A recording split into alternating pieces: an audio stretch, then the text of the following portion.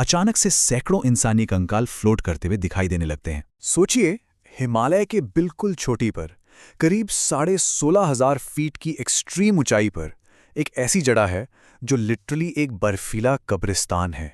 एकदम सन्नाटा, हवा में जमाने वाली ठंड, और यहाँ बर्फ के बीच बिखरी हुई हैं सैकड़ों इंसानी हड्डियां और कंकाल, जो सदियों से अपने अंदर एक खौफनाक सच दबाए हुए हैं।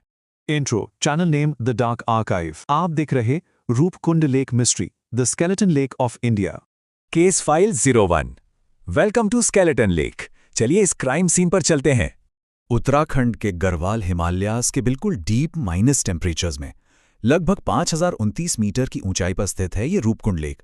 ये कोई बहुत बड़ी लेक नहीं है, काफी शैलो और छोटी सी ग्लेशियर लेक है। साल के मोस्टली महीने ये झील बर्फ की एक थिक चादर से ढकी रहती है और उसके ठीक नीचे दबी रहती हैं ये सारी हड्डियां। लेकिन ट्विस्ट तब आता है जब गर्मियों में ये बर्फ थोड़ी पिघलती है। तब इसके पानी के अंदर और उसके किनारों पर अचानक से सैकड़ों इंसानी कंकाल फ्लोट करते हुए दिखाई देने लगते हैं। Case file 02, wrath of the goddess, यानी देवी का प्रकोप। अब ऐसी मिस्टीरियस जगह को समझने के लिए थोड़ा लोकल फोकलोर की तरफ मुड़ना जरूरी है। कहा जाता है कि सदियों पहले कन्नौज के राजा जसधावल अपनी रानी और एक बहुत बड़े ग्रुप के साथ इस होली नंदा देवी रूट से गुजरे थे। प्रॉब्लम यह हुई कि उन्होंने वहां सेक्रेट ग्राउंड पर नर्तकियों को नचाकर स्ट्रिक्ट नियम तोड़ दिए।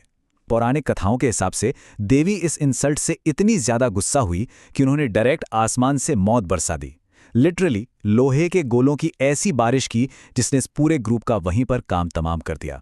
लेकिन यहाँ एक बड़ा सवाल दिमाग में आता है, क्या इन पुरानी डरावनी कथाओं में एक्चुअली कोई सच्चाई छुपी है? क्या सच में किसी देवीय प्रकोप ने इनकी जान ली, या इन बिखरी हुई हड्डियों के पीछे की सच्चाई कुछ और ही है? चलिए इन एंशिएंट मिथ से थोड़ा बाहर निकलकर एक प्रॉपर मॉडर्न वैज्ञानिक इन्वेस्टिगेशन की दुनिया में चलते हैं। Case file 03, discovering the frozen dead. बात है साल 1942 की। वर्ल्ड वॉर 2 अपने बिल्कुल पीक पर था। एक ब्रिटिश फॉरेस्ट गार्ड अपनी रूटीन पेट्रोलिंग पर था जब उसने गलती से इस बर्फीले ग्रेवयार्ड को ढूंढ निकाला। शुरू में तो वहां लिटरली पैनिक फैल गया। ब्रिटिश गवर्नमेंट को लगा कि बॉस, ये पक्का जापानीज सोल्जर्स हैं जो चुपके से लैंड इन्वेजन की कोशिश कर रहे थे और ठंड से मारे गए।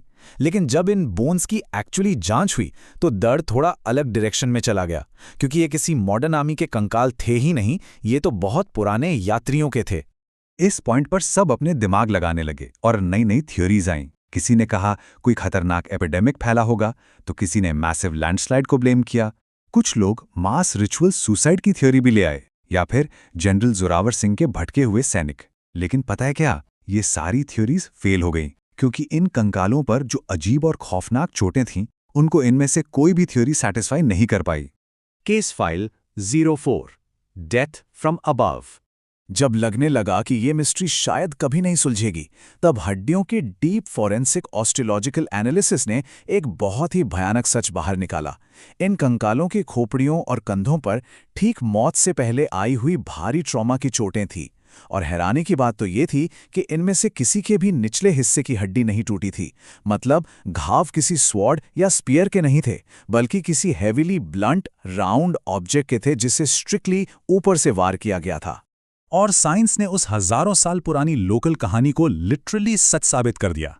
वो हथियार ऊपर आसमान से ही गिरा था, और वो थे क्रिकेट बॉल के साइज के विशालकाय ओले। जी हां, एक फ्रीक कैटास्ट्रॉफिक एल्पीन हेलस्टॉर्म। एकदम ओपन और एक्सट्रीम इलाके में इन यात्रियों को इन ओलों ने अचानक दबोचा और चांस ही नहीं दिया बचने का। यही वो राउंड घाव थे, और लोकल फोकलोर में जिनका जिक्र लोहे के गोलों के रूप में था, वो ठीक यही ओले थे। Case file 05, the Mediterranean DNA twist. तो ठीक है, मौत की वजह तो हमें तय लग रही थी, लेकिन इस केस का सबसे माइंड बेंडिंग ट्विस्ट आया साल 2019 में। इंटरनेशनल वैज्ञानिकों की एक टीम ने इन हड्डियों से प्राचीन डीएनए एक्सट्रैक्ट किया, और जब 38 अलग अलग जीनोम्स का बायोमोलिकुलर एनालिसिस किया गया ना, तो पूरी की पूरी सिंगल कैटास्ट्रॉफिक इवेंट वाली थ्योरी 1 सेकंड में शैटर हो गई। ये सब लोग एक साथ नहीं मरे थे। रेडियोकार्बन डेटिंग के रिजल्ट्स ने सब कुछ पलट कर रख दिया। हड्डियां कम से कम 2 कंप्लीटली अलग अलग टाइमलाइंस की हैं। पहला ग्रुप अराउंड 7 से 10th सेंचुरी के बीच वहां पर मारा गया। उसके बाद वहां एक लंबा पूरे 1000 साल का सन्नाटा रहा, और फिर ठीक 1000 साल बाद 17 से 20th सेंचुरी के बीच बिल्कुल वही मौत का सिलसिला उसी एग्जैक्ट सेम स्पॉट पर दोबारा रिपीट हुआ। और डीएनए मैचिंग के फिगर्स तो और भी शॉकिंग थे। इन 38 लोगों में से 23 तो साउथ एशियन एंसेस्ट्री के थे। चलो ये समझ आता है, लेकिन सबसे बड़ा झटका उन 14 लोगों का ग्रुप था जिनका डीएनए सीधा ईस्टर्न मेडिटेरेनियन रीजन से मैच कर रहा था। एक आखिरी कंकाल साउथ ईस्ट एशियन एंसेस्ट्री का निकला। सोचिए, इतनी एक्सट्रीम हिमालयन ऊंचाई पर अचानक से इन मेडिटेरेनियन लोगों का पाया जाना बिल्कुल इलॉजिकल था। थोड़ा पर्सपेक्टिव में देखिए, रूपकुंड ए ग्रुप के लोग 9th सेंचुरी के साउथ एशियन यात्री थे जो ऑलमोस्ट सर्टेनली किसी तीर्थ यात्रा पर होंगे। ये एब्सोल्युटली मेक सेंस करता है। लेकिन रूपकुंड बी ग्रुप, ये तो 19th सेंचुरी में ग्रीस या क्रीट के इलाके से आए हुए नॉर्मल मर्द और औरतें थीं। ऑटोमन एम्पायर के इलाके के लोग अचानक दुनिया के दूसरे कोने में हिमालय के इन खतरनाक चोटियों पर आकर अपनी जान आखिर क्यों गंवा बैठे? Case file 06 unsolved dark file. Science ने भले ही मौत का तरीका और ओरिजिन क्लियरली बता दिया हो, लेकिन इसने सवालों का एक नया और लंबा भंवर खड़ा कर दिया है। यूनान और क्रीट के लोग आखिर इस 16,500 फुट के डेथ जोन में कर क्या रहे थे? वो वहां एग्जैक्टली किसकी तलाश कर रहे थे? और सबसे बड़ा कॉन्ट्रडिक्शन, पूरे 1000 साल का गैप होने के बावजूद नेचर ने ठीक उस एक ही झील के किनारे एक ही खतरनाक तरीके से इन अलग अलग लोगों पर अटैक कैसे किया? और यही इस एक्सप्लेनर की सबसे अनसेटलिंग और अनसुलझी कड़ी है।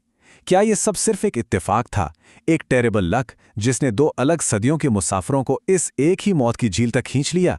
या सच में इन पहाड़ों में कोई ऐसी ताकत है जो इस रूट से गुजरने वालों से एक खौफनाक कीमत वसूलती है?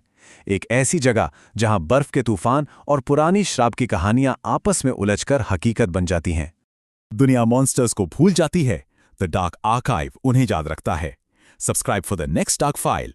Video like, share and channel को सब्सक्राइब जरूर करें।